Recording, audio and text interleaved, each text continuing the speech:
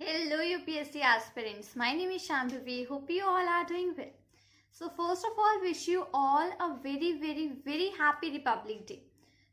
आज इस Republic day पे मैंने सोचा कि क्यों ना कुछ ऐसी वीडियो लेकर के आए जाए जिसमें आप लोग को रिपब्लिक डे क्यों सेलिब्रेट किया जाता है, क्या रीज़न है उसको सेलिब्रेट करने का, ऐसा क्या स्पेशल हुआ था किस रिस्पेक्टिव ईयर में कि हम लोग रिपब्लिक डे को सेलिब्रेट करते हैं, और रिपब्लिक डे के बारे में कुछ ऐसे फैक्ट्स बताऊं जो कि अभी तक आपको नहीं पता हो, ताकि यूपीएससी एस्पिरेंट्स के लिए भी सारी चीज़ें काफ़ी यूजफुल रहें और एक आपको एक जनरल नॉलेज भी यहाँ पर बढ़े रिपब्लिक डे के बारे में कि क्या चीज़ें सेलिब्रेट होती हैं, क्यों सेलिब्रेट होता है, और इसके बारे में कुछ अननोन फैक्ट्स। तो आज यहाँ पे मैं आ गई हूँ इस रिस्पेक्टिव वीडियो के साथ।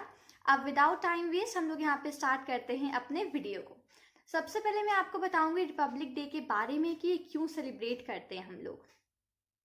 रिपब्लिक डे, गणतंत्र दिवस, भारत के 3 राष्ट्रीय अवकाशों में से एक है।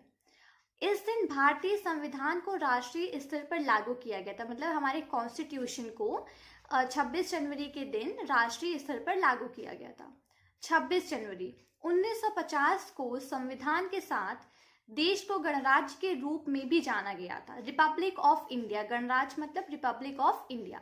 26 जनवरी 1950 को हमारे कॉन्स्टिट्यूशन के साथ हमारे देश को रिपब्लिक ऑफ इंडिया के रूप में भी जाना गया था, अ sovereign socialist secular democratic Republic. ये था हमारे रिपब्लिक डे के बारे में कि हम लोग क्यों सेलिब्रेट करते हैं, क्या रीजन है।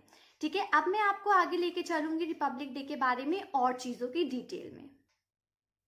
अब चलिए आपको ये बताती हूँ कि रिपब्लिक डे क्यों मनाया जाता है और कैसे मनाया जाता है। भारत की राजधानी नई दिल्ली के राजपथ पर भव्य परेड का आयोजन किया जाता है 26 जनवरी के दिन, रिपब्लिक डे के दिन, और वहां पर झंडा रोहण होता है। तो जो उत्सव है वो 29 जनवरी को दिल्ली के बीटिंग स्ट्रीट समारोह के साथ जाकर के समाप्त होता है। तो वहां पर जो भारतीय सेना है वो बैंड का प्रदर्शन करते हैं। तो इस तरीके से हम लोग 26 जनवरी को मनाते हैं। इस तरीके से हमारा रिपब्लिक डे जो भारत की राजधानी न्यू दिल्ली है वहां के राजपथ पर मनाया जाता है, और 29 जनवरी को जाकर ये दिल्ली के बीटिंग स्ट्रीट समारोह में खत्म होता है, समाप्त होता है। अब इस वर्ष में, इस साल मतलब 2022 में क्या चीजें होने वाली हैं रिपब्लिक डे में, उसके बारे में जानते हैं। तो इस वर्ष 2022 में भारत अपना 73rd रिपब्लिक डे मनाने जा रहा है। मतलब ये एक इम्पॉर्टेंट चीज़ है जो आपको ध्यान में रखनी चाहिए कि कौन सा रिस्पेक्टिव रिपब्लिक डे है। तो 2022 में भारत अपना 73rd रिपब्लिक डे मना रहा है। इस वर्ष भी मुख्य आकर्षण जो यहाँ की परेड है वो है, और राजपथ से शुरू होकर इंडिया गेट पर समाप्त होती है। तो मुख्य जो आकर्षण होता है वो वार्षिक परेड का होता है जो कि राजपथ से शुरू होती है और इंडिया गेट पर जाकर समाप्त होती है। अब मैं आपको यहाँ पर आगे लेके चलूंगी, आगे बताऊंगी जो कुछ इंटरेस्टिंग और कुछ ऐसे फैक्ट्स रिपब्लिक डे के बारे में जिनसे आप अभी तक अवेयर नहीं हो। तो चलते हैं अब हम लोग कुछ फैक्ट्स को जानने की तरफ। तो शुरू करते हैं यहाँ पर हम लोग कुछ अननोन फैक्ट्स रिपब्लिक डे के बारे में जो आपके लिए जानना ज़रूरी है। अगर आप एज अ यूपीएससी एस्पिरेंट हो तो भी आपके लिए जानना ज़रूरी है। अगर आपको कोई जनरल नॉलेज में इंटरेस्ट है या आपको थोड़ी जनरल नॉलेज चीज़ों को जानना अच्छा लगता है तो ये पॉइंट्स आपके लिए बहुत अच्छे होंगे। मे बी आपने इसमें से बहुत कम पॉइंट्स ऐसे हैं जो अभी तक आपने पहले कभी इन पॉइंट्स के बारे में जाना होगा या सुना होगा। तो स्टार्ट करती हूँ मैं यहाँ पे सबसे पहले पॉइंट के साथ, जो कि है जैसे हम लोग जानते हैं कि हर वर्ष रिपब्लिक डे के कार्यक्रम का जो आयोजन है वो राजपथ पर किया जाता है। अभी मैंने कुछ ही समय पहले आपको, कुछ मिनट्स पहले मैंने आपको ये चीज़ बताई थी कि जो कार्यक्रम है वो हमारे इंडिया के जो कैपिटल न्यू दिल्ली है वहाँ पर राजपथ पर किया जाता है, परेड वगैरह की जाती है, तो पूरा कार्यक्रम आयोजन होता है। पर अब इसमें ऐसा था कि अभी तक तो ये राजपथ पर किया जाता है, लेकिन जब 1950 से लेकर 1954 तक, ठीक है, 1950 से लेके 1954 ईयर तक इसका जो आयोजन है वो अलग अलग जगहों पे किया गया। जैसे कि अगर मैं स्टार्ट करूँ 1950 से 1954 तक का, तो इस रिस्पेक्टिव वर्ष में 1950 से 1954 वर्ष तक इसका जो आयोजन था वो इरविन स्टेडियम, किंग्सवे, जिसको कि अच्छा किंग्सवे जो यहाँ पे मैंने वर्ड बोला इसका अब हम लोग इसको बोलते हैं राजपथ। किंग्स वे और राजपति कैसे जुड़ा है? तो किंग को हम लोग क्या बोलते हैं हिंदी में? हम लोग बोलते हैं राजा, राइट? तो राजा और here comes your rajpad, so raja और raj, that are the similar things, ठीक है? वे का दूसरा नाम क्या होता है? पाथ। तो पहले जब हम लोग इसको किंग्स वे बोलते थे, अब उसका नाम राजपद पड़ा, और ये किंग का मतलब कि राजा और वे का मतलब कि पाथ, ठीक है? तो ऐसे इसका नाम पड़ा राजपद। तो यहाँ पे जो 1950 से 1954 तक इसका आयोजन इरविन स्टेडियम, किंग्स वे जिसको अब हम लोग राजपथ बोलते हैं, लाल किला और यहाँ पर किया जाता था, ठीक है?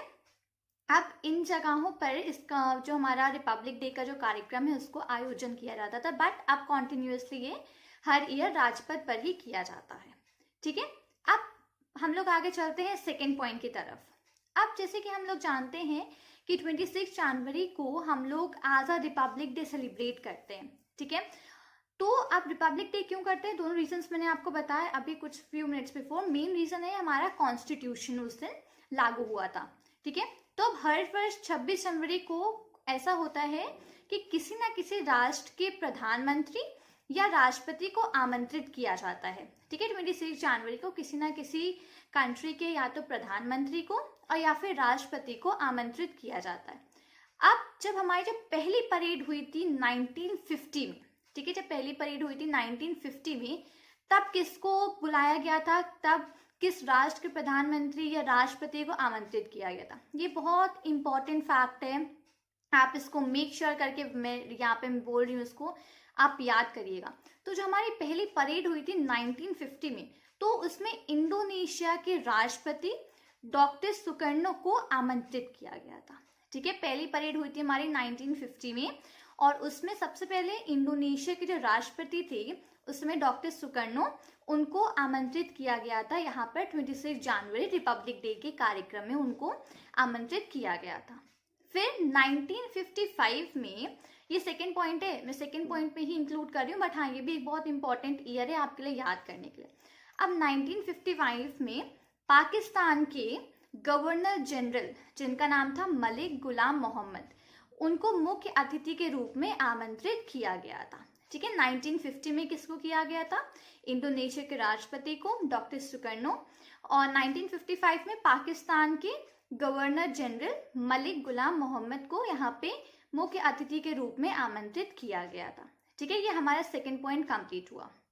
अब थर्ड पॉइंट, अब ये चीज आप लोगों ने सुनी होगी, जनरली काफी लोग इस चीज को जानते होंगे कि इस दिन 21 तोपों की सलामी दी जाती है।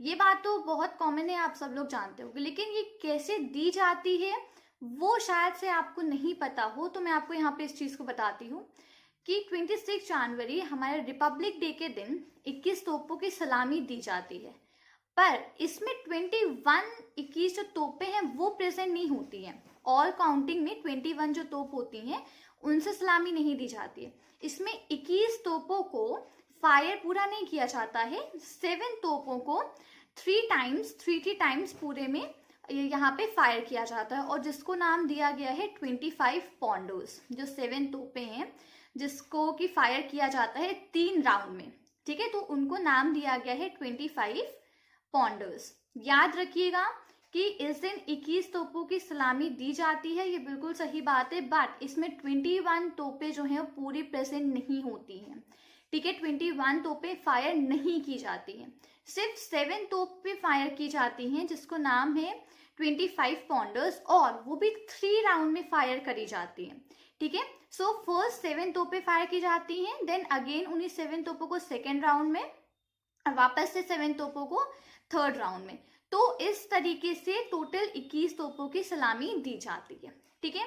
तो ये 3 पॉइंट्स आई होप कि आपको बहुत मतलब जानने को मिला होगा रिपब्लिक डे के बारे में, जो मैंने तीनों चीजें आपको यहाँ पे बताई, ये कुछ अलग थी यहाँ पे। अब आगे अभी हम लोग और पॉइंट्स यहाँ पर अब डिस्कस करेंगे, लेकिन फिर से मैं आपको बताती हूँ, पहला पॉइंट था हमारा कि इस हर वर्ष जो है आयोजन राजपथ पर किया जाता है, लेकिन 1950 से 1954 तक इसका आयोजन इरविन स्टेडियम, किंग्सवे और लाल किला में किया गया था, ठीक है? सेकेंड था कि 26 जनवरी को किसी ना किसी राष्ट्र के प्रधानमंत्री या राष्ट्रपति को आमंत्रित किया जाता है। तो सबसे पहली परेड जो कि 1950 में हुई थी उसमें इंडोनेशिया के राष्ट्रपति डॉक्टर सुकर्णो को आमंत्रित किया गया था और 1955 में पाकिस्तान के गवर्नर जनरल मलिक गुलाम मोहम्मद जी को मुख्य अतिथि के रूप में आमंत्रित किया गया था।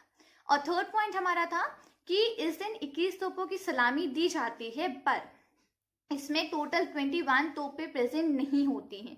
7 तोपों को 3 राउंड में फायर किया जाता है और उनको हम लोग बोलते हैं 25 पॉन्डोज। अब हम लोग चलते हैं अपने फोर्थ पॉइंट की तरफ। तो अब चलते हैं हम लोग अपने फोर्थ पॉइंट की तरफ। तो जैसे हम लोग जानते हैं कि 26 जनवरी को परेड होती है, ठीक है। अब 26 जनवरी को जो परेड होती है उसके कितने पहले से उसकी रिहर्सल चालू होती है, किस तरीके की प्रैक्टिसेस की जाती हैं। तो 26 जनवरी की जो परेड होती है उसकी रिहर्सल जुलाई के मंथ से स्टार्ट हो जाती है, ठीक है।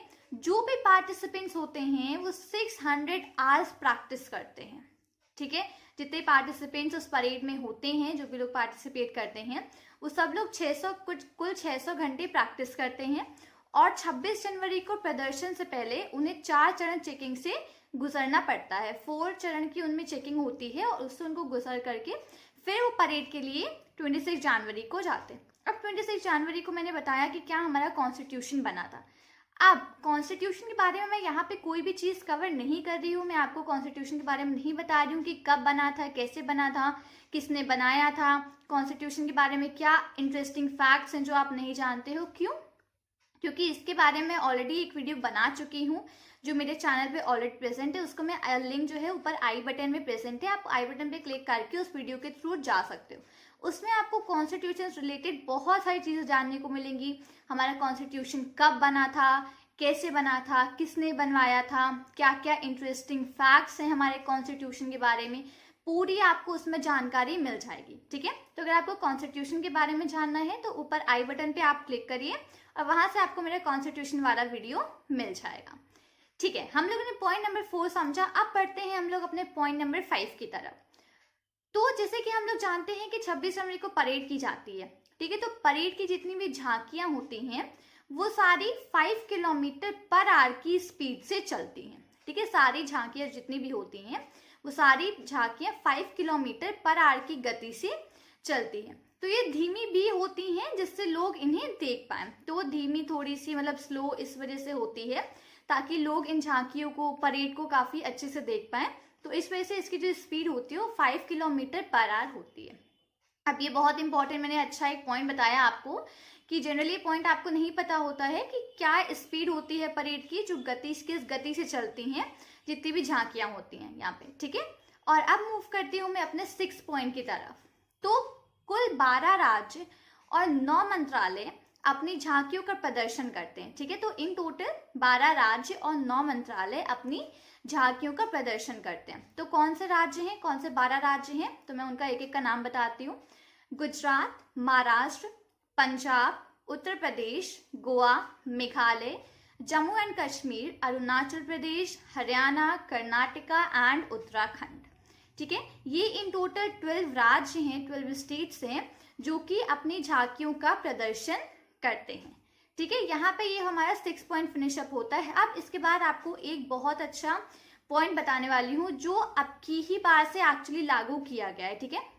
वो जो पॉइंट है वो इसी बार से इम्प्लीमेंट किया गया है। उस पॉइंट को मैं आपको अब यहाँ पर बताऊंगी। एक्चुअली ये 2022 से ही एक्चुअली यहाँ पे इम्प्लीमेंट इसको किया गया है।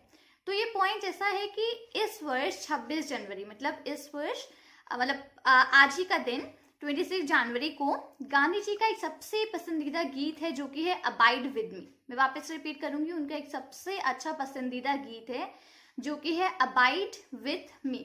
तो ये 26 जनवरी को बजाया जाता है, बट इस साल केंद्र सरकार ने इसे बजाने से यहाँ पर रोक लगा दी गई है, ठीक है। अब आप में से कितने लोग हैं जिन्होंने इस सॉन्ग को सुना है जो कि अबाइड विद मी, जो कि गांधी जी का वन ऑफ द फेवरेट पसंदीदा गीत है। कितने लोगों ने इसको सुना है मुझे कमेंट में बताइएगा।